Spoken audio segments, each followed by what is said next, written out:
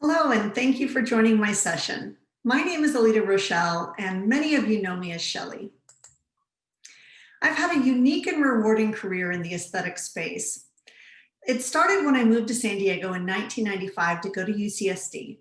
At the time, my uncle was a practicing cosmetic plastic surgeon with the leading practice in La Jolla. Interestingly, he's been retired now for 15 years, and he and my aunt still own and run the practice, and it remains number one. I worked for them for 8 years in their software and consulting company for plastic surgeons, the last 3 of which I was a consultant traveling all over the country, meeting with practices, helping them to improve the patient experience and increase conversion rates. From there, I joined the practice for a couple of years and led a patient coordinator team that represented 2 cosmetic plastic surgeons and 2 cosmetic dermatologists. It was an invaluable time in my career, and I have thought back to that so many times because it truly helped me to understand the patient experience and what it was like to work in the practice. The next 11 years, I worked for 2 software companies, Patient Now and Modernizing Medicine. At ModMed, I led a sales organization that was award-winning, and we also happened to earn the business of 60% of dermatologists during my tenure there, which is something I'm very proud of. Most recently, I joined United Derm Partners as the VP of Development, doing mergers and acquisitions in dermatology. In my 2 years there, I helped grow the company by 40%. During that time, I also was building my online art gallery in my weekends and evenings. So I think you can tell I'm a bit of a go-getter. Over these 23 years, 16 of them included monthly and weekly travel to plastic surgery and dermatology practices across the nation. I've been to hundreds of practices, and I've seen every type of decor, from minimalist functional to gaudy, sad, cozy, inviting, and shockingly, I've even seen 1970s ranch. And it happened to be a plastic surgeon's office in one of the most expensive buildings in Beverly Hills. Quite a shock, I'll tell you that. In all the roles that I've had in my career up until now, I was always focused on process, improving talk tracks on phone calls, succinct and impactful email communications, streamlining the flow in the clinic, coaching doctors and coordinators or my own sales team on how to connect with people on an emotional level. It was only after I hired an executive coach who helped me to come up with this passion project that I realized that we've been missing one important element that's more powerful than I ever realized: the art on your walls. Have you ever paused to think what it's telling patients about you? As I met with practices across the country, I not only saw a wide spectrum in terms of decor and art, I also felt major differences in the vibe. Some practices were warm and inviting, others were cold, and I could tell that they felt I was an imposition. As we explore this subject today, think about how each person, from the doctor to the staff through to your patients, feels as they enter your doors and experience what it's like to be in your practice. Today, we'll cover the importance of art in healthcare, color psychology, colors and interior design of 2021, evidence-based design, art for aesthetic practices, and briefly touch on art as an investment. During this brief time together, I encourage you to consider updating your art as a marketing investment. Evaluate your existing art and decide what works, what would work better in another area of your practice, and what should be replaced. Then mix in a variety of artwork, from photography to one-of-a-kind mixed media pieces and original paintings. To keep the updates within a reasonable budget, combine them with prints and framed posters. When I work with practices, this is exactly what I do with them during the free art advisory consultation. The goal is for patients to immediately feel like they've encountered a special place where beauty is appreciated, not just a functional space. Now, before we get started, let's all pause for a moment. Think about your favorite room. What colors does it have? Does it have any art in it? How do you feel when you're there? I'm going to play a short video with 8 artworks that all would be wonderful in an aesthetic practice. Sit back and see how they make you feel.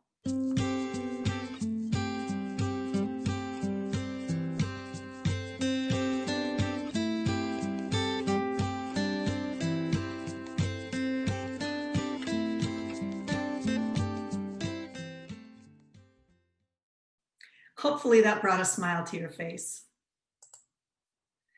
Artwork is an important part of the equation to introduce a harmonious and uplifting environment for patients.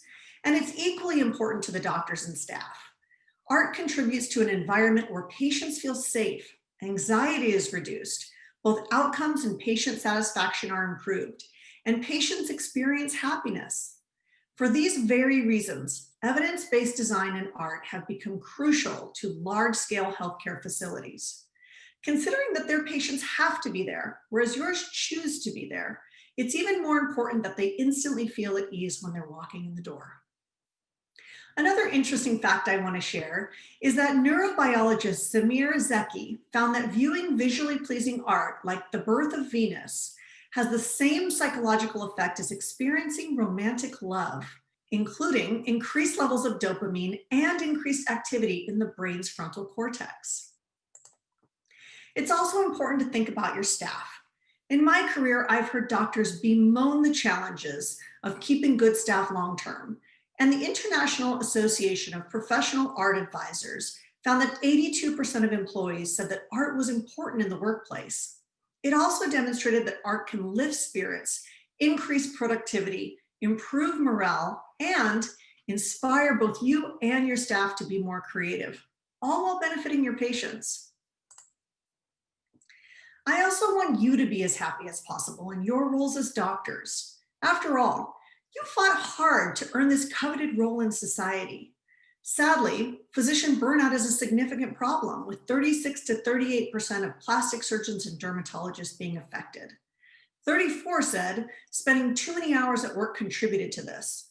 I think it's also interesting that across all specialties, women are more burned out than men, 50% versus 39%. Doctors are coping with burnout in a number of ways, both healthy and unhealthy. And while art didn't make the list, it should. Let's take a look at an art therapy study that was performed on cancer patients. The participants had better mental health, lower anxiety, and reduced symptoms of depression. If art can help patients dealing with the high stress of cancer, imagine how it can help doctors deal with the very real but less stressful issue of burnout. Let's take a look now at how individual colors impact us. Scientists have known since the 1700s that colors affect your behavior, moods, and thoughts. Certain colors have the ability to soothe frazzled nerves, agitate a hostile adversary, motivate and empower you to take action, and also to bring healing energy when needed. Blue and blue-green, along with lighter shades of purple, calm the mind, reduce anxiety, lower blood pressure, and even slow the heart rate. Greens from lighter to darker shades reduce anxiety levels and are some of the most calming of all colors. Soft, non-vibrant pinks and whites also have a peaceful effect. Yellow is cheery and joyful in small portions. An interesting fact, however, is that it can cause feelings of depression when overused.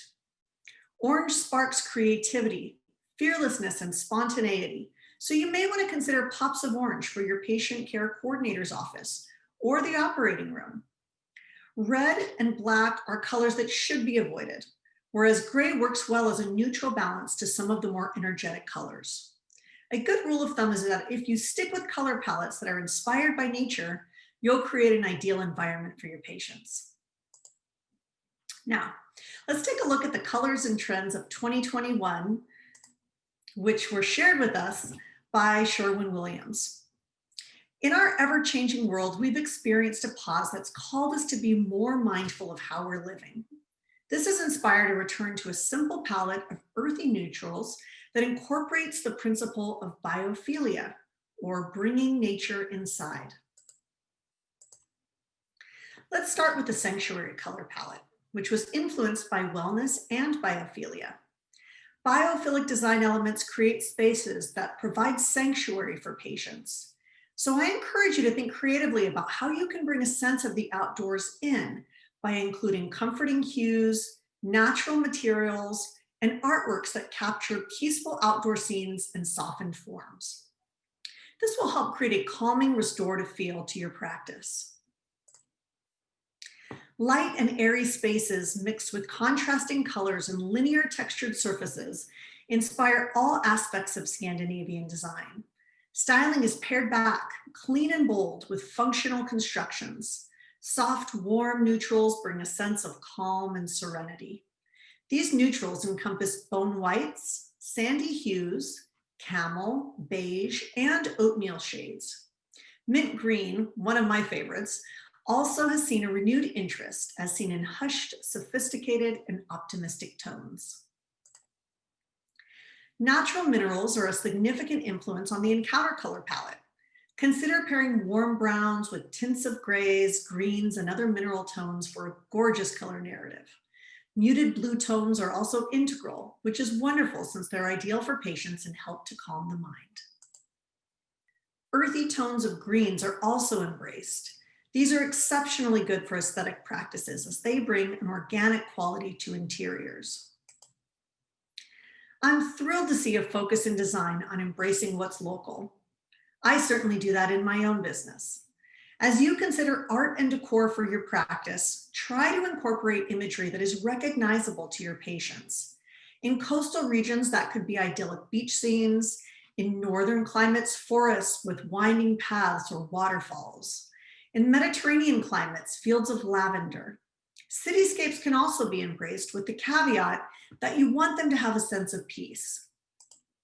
This next color palette is one that lends itself to high-end practices in city centers. There's a focus on bringing joy into your environment, and mood-boosting brights create an uplifting feel. I know I need that these days. It's all about personality and authenticity.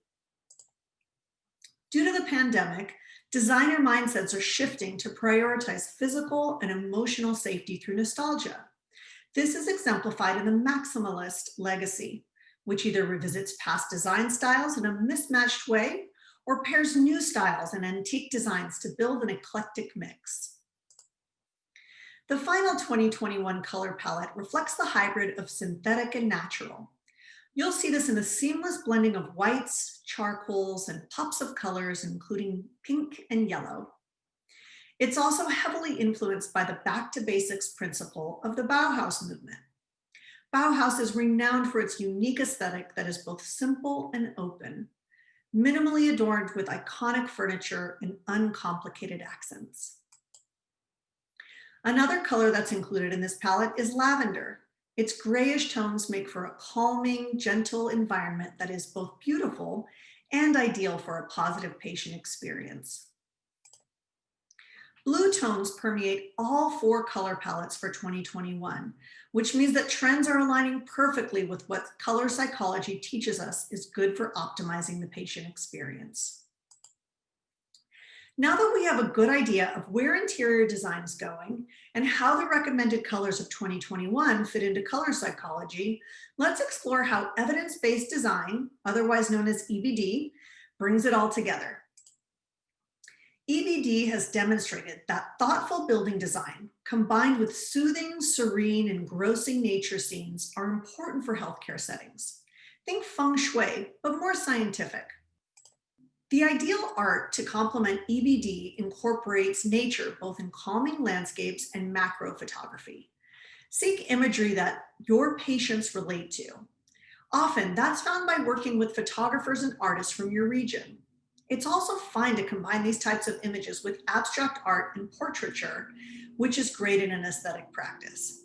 You may find that placing soothing nature images in your exam rooms is ideal since it's there that patients share their greatest insecurities with you and wait with bated breath to learn whether their postoperative results align with their dreams.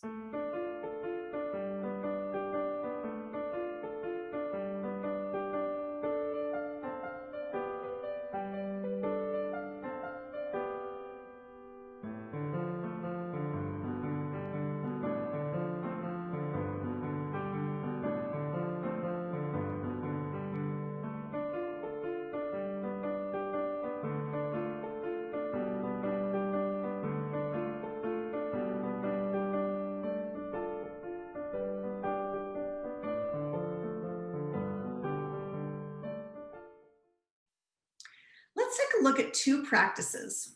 La Jolla Cosmetic Surgery Center, and Illinois Dermatology Institute, which kindly allowed me to share images of their practices and play with artwork on their walls.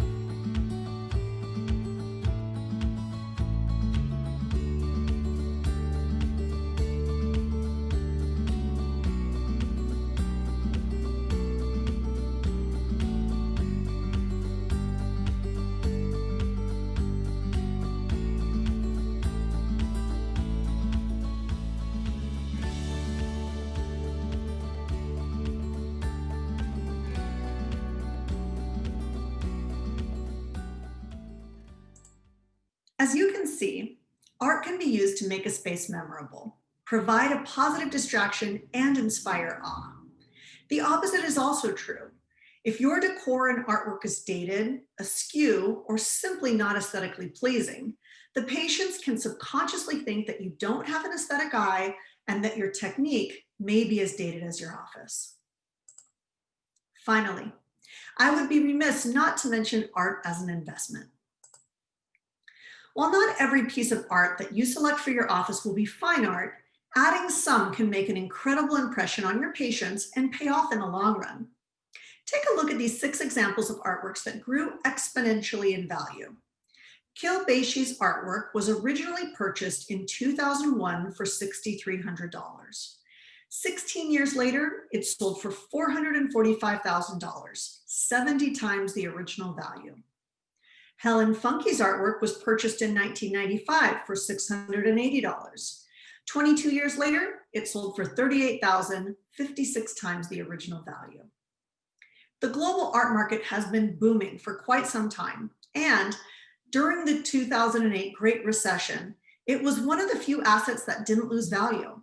So if this piques your interest as a potential alternative investment strategy, look for emerging artists whose artwork really speaks to you. These sorts of returns take time, so you'll want to buy something that you'll enjoy living or working with for the next 10 to 20 years. Thank you all for joining my presentation. I hope that it helps you to enjoy your work environment that we all spend so much time in, and that it helps you to make the most of each patient interaction. I look forward to the Q&A session to come.